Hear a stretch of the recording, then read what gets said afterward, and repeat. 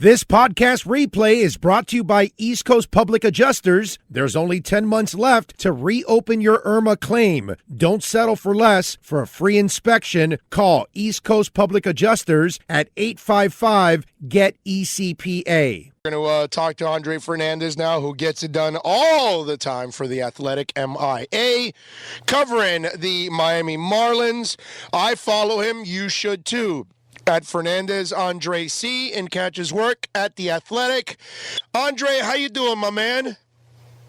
Hey, what's up, Big O? How you doing? I am loving life, sir. Can't complain. The Marlins have sucked the life out of me when it comes to baseball. But yesterday, they made a little bit of headlines there, acquiring two players. One, Jesus Aguilar. The other one, Jonathan Villar. Talk to us a little bit about those acquisitions. Yeah, well, I mean, it was good to see that because, as we talked about before, we were wondering how much of a push this team would make in the off season as far as financially, trying to breathe some life into this lineup. And, Villar especially is the one that I'm excited about because he's from the Orioles, the worst of the worst teams, last year, even worse than the Marlins. And he stole 40 bases, he hit 24 home runs. This is a guy who can hit consistently. And more importantly, he could play pretty much every position in the infield, which is something that creates a lot of flexibility for their roster in terms of, like, now he could play third base if needed. If you feel like Brian Anderson is best fit in right field, he can also play some middle infield. He could help out while their second baseman, Isan Diaz, continues to develop. So it's a recognizable name in baseball that people saw that did well in spite of being on a bad team, especially, which is another thing that caught my attention. Here's a guy that put up those numbers on the worst team in baseball last year. So, and it's a 1-year deal as well. It's a 10. They're going to spend likely near $11 million to keep this guy for one season. You could see it's a free agent signing that's better than getting guys maybe at the end of their careers like they did last year, even though they were good for the clubhouse, but this is the guy who could produce better. And Aguilar at first base, I mean, that's a need spot right now for them. It's a guy who, he struggled last year, was hurt, but if he's healthy, if he can produce, it's a home run hitter that adds some pop that's much needed to that lineup, that can also be play a key role in balancing that lineup as well, giving Mattingly more options to play with day in and day out. So, and Andre Fernandez, of course, Marlins beat writer for The Athletic, joining us. Is there any chance that there'll be players in free agency now? Yeah, absolutely. I think what the biggest thing last night was seeing that what they did with their infield.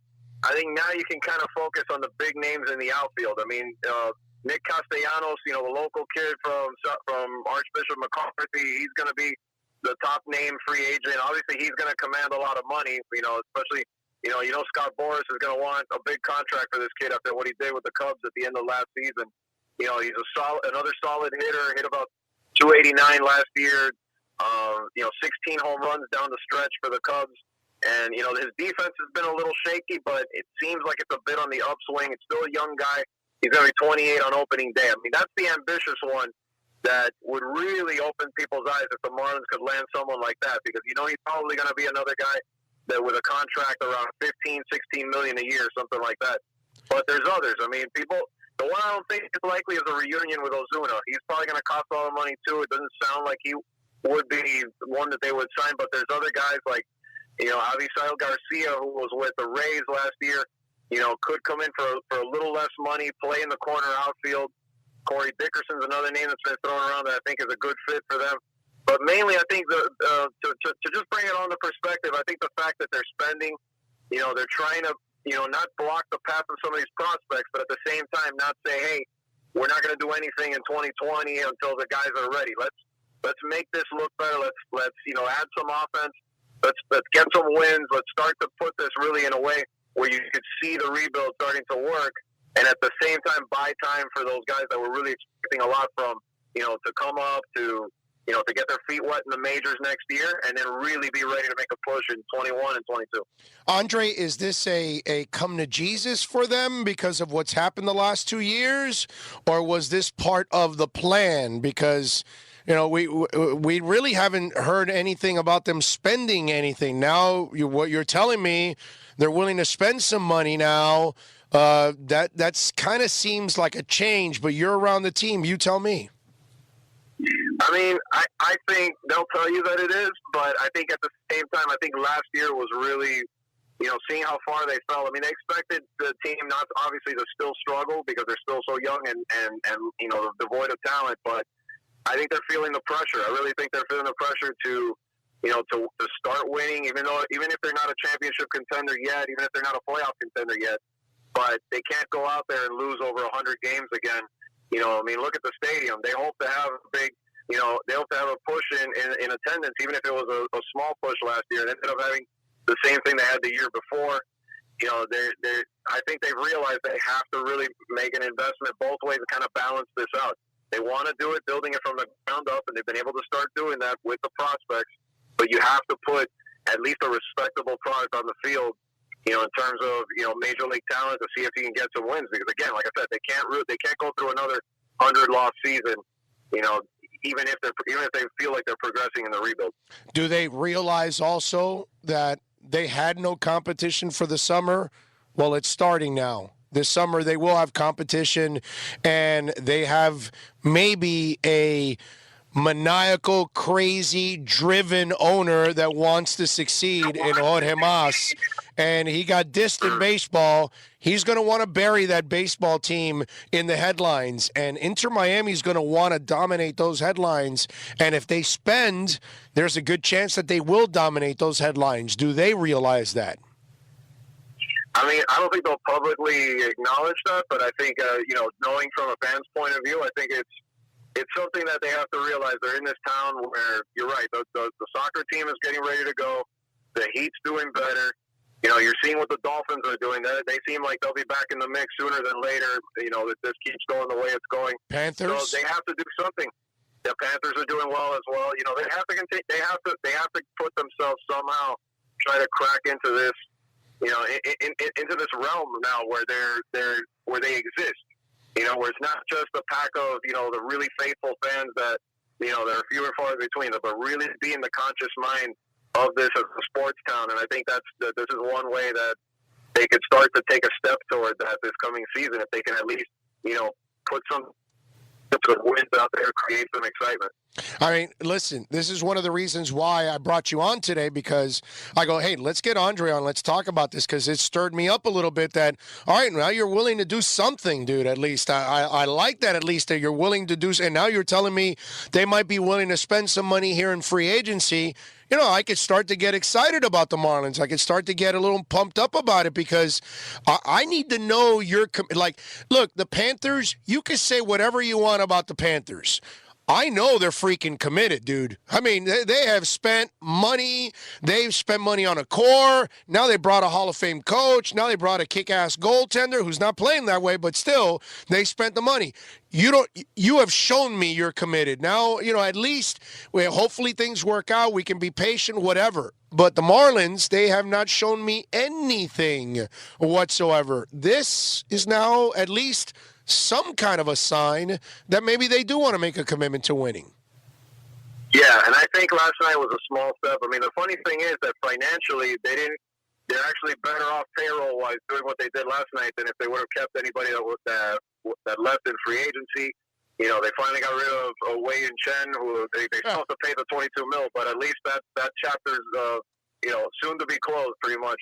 So, I mean, but I think I'm curious to see if they can land a Castellanos, or if they do go after, guys like that, even if it's now in the short term, but to create that kind of a stir, to create a little bit of, they've done it on the coaching side. They bring in the guy from the Twins, James Rousen, the guy that helped them hit 300 home runs last year, and that's all fine from a baseball sense. But I think also the balancing of this part of it too, to get the fans to really care.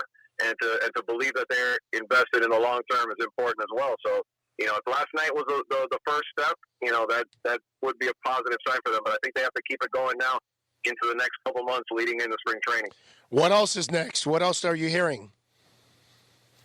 Yeah, I mean, they're heading to San Diego next week for the winter meetings, and I think I just keep hearing that They're open to, they're not restricting the pocketbook as much as you'd think. I mean, I don't think they're going to go crazy, but at the same time, I don't think they're going to be stingy either if an opportunity presents itself. I mean, to me, I want to see if, like I said before, I want to see if they land that type of a free agent or if they continue to kind of make these mid-level deals. I mean, there's guys that fit, and I know for a fact, like in the baseball sense, they would be good fits.